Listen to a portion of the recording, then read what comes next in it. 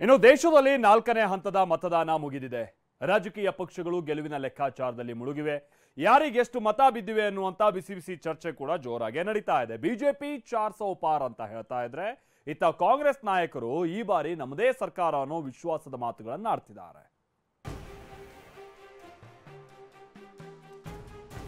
BJP Congress ನಡುವೆ 400 ಕ್ಷೇತ್ರಗಳ ಕದನ. ಈ ಬಾರಿ ಇಂಡಿಯಾ ಸರ್ಕಾರ ಎಂದ ಖರ್ಗೆ. 4 ಹಂತಗಳ ಮತದಾನ ಮುಗಿದ ಹೊತ್ತಲ್ಲೇ 400 ಕ್ಷೇತ್ರ ಗೆಲ್ಲುವ ಕದನ ಶುರುವಾಗಿದೆ. ಇವತ್ತು ಎಐಸಿಸಿ ಅಧ್ಯಕ್ಷ ಮಲ್ಲಿಕಾರ್ಜುನ ಖರ್ಗೆ ಹಾಗೂ ಅಖಿಲೇಶ್ ಯಾದವ್ ಜಂಟಿ ಸುದ್ದಿಗೋಷ್ಠಿಯನ್ನ ನಡೆಸಿದ್ದಾರೆ. ಎನ್ಡಿಎ ಹಾಗೆ ಪ್ರಧಾನಿ ಮೋದಿ ವಿರುದ್ಧ ವಾಗ್ಬಾಣ ಬಿಟ್ಟಿದ್ದಾರೆ. ಈ ವೇಳೆ ಮಾತನಾಡಿದ ಮಲ್ಲಿಕಾರ್ಜುನ ಖರ್ಗೆ, ಹಿಂದೂಸ್ತಾನದ ಜನ ಮೋದಿಗೆ ವಿದಾಯ ಹೇಳೋದಕ್ಕೆ ನಿರ್ಧರಿಸಿದ್ದಾರೆ. ಜೂನ್ 4ರಂದು ಇಂಡಿಯಾ ಒಕ್ಕೂಟ ಹೊಸ ಸರ್ಕಾರ ರಚನೆ ಮಾಡುತ್ತೆ ಅಂತ ಹೇಳಿದ್ರು. हिंदुस्तान की जनता ने मोदी जी की विदाई तय कर दी है. मैं विश्वास के साथ कह सकता हूं 4 जून को इंडिया गठबंधन नई सरकार बनाने जा रही है.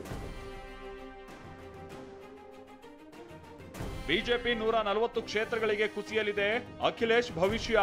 ಇದೇ ಸುದ್ದಿಗೋಷ್ಠಿಯಲ್ಲಿ ಮಾತನಾಡಿದ ಅಖಿಲೇಶ್ ಯಾದವ್ ಸರ್ಕಾರ ರಚಿಸುವ ವಿಶ್ವಾಸವನ್ನ ವ್ಯಕ್ತಪಡಿಸಿದ್ದಾರೆ. ಇಷ್ಟೇ ಅಲ್ಲದೆ ದೇಶದ 140 ಕೋಟಿ ಜನ ಬಿಜೆಪಿ 140 ಕ್ಷೇತ್ರಗಳಿಗೆ ಕುಸಿಯುವಂತೆ ಮಾಡ್ತಾರೆ ಅಂತ ಹೇಳಿದ್ರು. 140 करोड़ की जनता भारतीय जनता पार्टी को 140 सीटों के लिए भी तरसा देगी. भारतीय जनता पार्टी का रथ फंस नहीं गया है, धस गया है. ಕಾಂಗ್ರೆಸ್ಗೆ ವಿಪಕ್ಷ ಸ್ಥಾನವೂ ಸಿಗೋದಿಲ್ಲ, ಮೋದಿ ಕಿಡಿ. ಅತ್ತ ಇಂಡಿಯಾ ಮೈತ್ರಿಕೂಟದ ನಾಯಕರು ಗೆಲ್ಲುವ ವಿಶ್ವಾಸದಲ್ಲಿದ್ರೆ, ಇತ್ತ ಪ್ರಧಾನಿ ಮೋದಿ ವಿಪಕ್ಷಗಳ ಕಾಲೆಳೆದಿದ್ದಾರೆ. ಕಾಂಗ್ರೆಸ್ ವಿರುದ್ಧ ವ್ಯಂಗ್ಯವಾಡಿರುವ ಮೋದಿ ಅವರಿಗೆ ವಿಪಕ್ಷ ಸ್ಥಾನ ಕೂಡ ಸಿಗೋದು ಕಷ್ಟ ಅಂತ ಲೇವಡಿ ಮಾಡಿದ್ದಾರೆ. इंडी गठबंधन का जो मुख्य दल है कांग्रेस, वो कांग्रेस इतनी बुरी तरह हार रही है, इतनी बुरी तरह हार रही है कि उनके लिए मान्य विपक्ष बनना भी मुश्किल है. ಸೆಪ್ಟೆಂಬರ್ 17ರಂದು ಮೋದಿ ನಿವೃತ್ತಿ ಆಗ್ತಾರೆ ಅಂತ ದೆಹಲಿ ಸಿಎಂ ಅರವಿಂದ್ ಕೇಜ್ರಿವಾಲ್ ವ್ಯಂಗ್ಯವಾಡಿದ್ದರು. ಇದಕ್ಕೆ ಕೇಂದ್ರ ಗೃಹ ಸಚಿವ ಅಮಿತ್ ಶಾ ತಿರುಗೇಟು ಕೊಟ್ಟಿದ್ದಾರೆ. 2029ರ ಚುನಾವಣೆಯ ನೇತೃತ್ವವನ್ನು ಮೋದಿಯೇ ವಹಿಸಿಕೊಳ್ಳಲಿದ್ದಾರೆ ಅಂತ ಮತ್ತೊಮ್ಮೆ ಸ್ಪಷ್ಟನೆ ನೀಡಿದ್ದಾರೆ.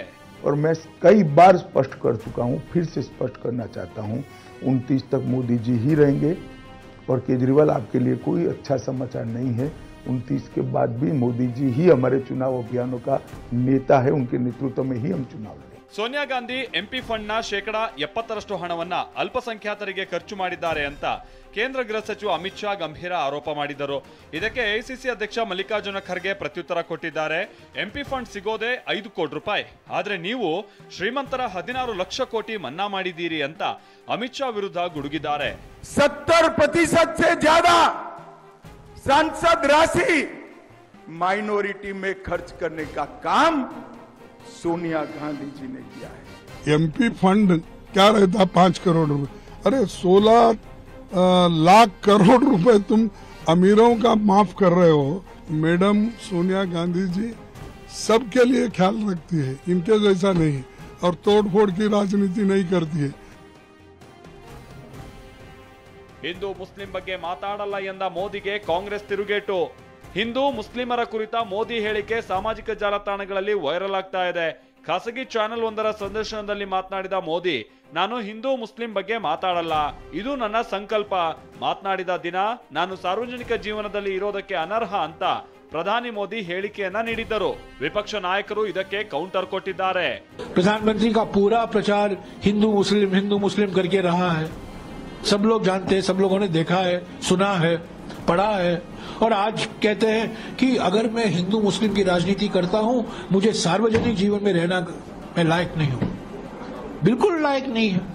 ಮಾತಿನ ಚಕಮಕಿಯ ನಡುವೆ ನಾಯಕರು ದೇಶದ ಹಲವೆಡೆ ಅಬ್ಬರದ ಪ್ರಚಾರ ನಡೆಸಿದ್ದಾರೆ.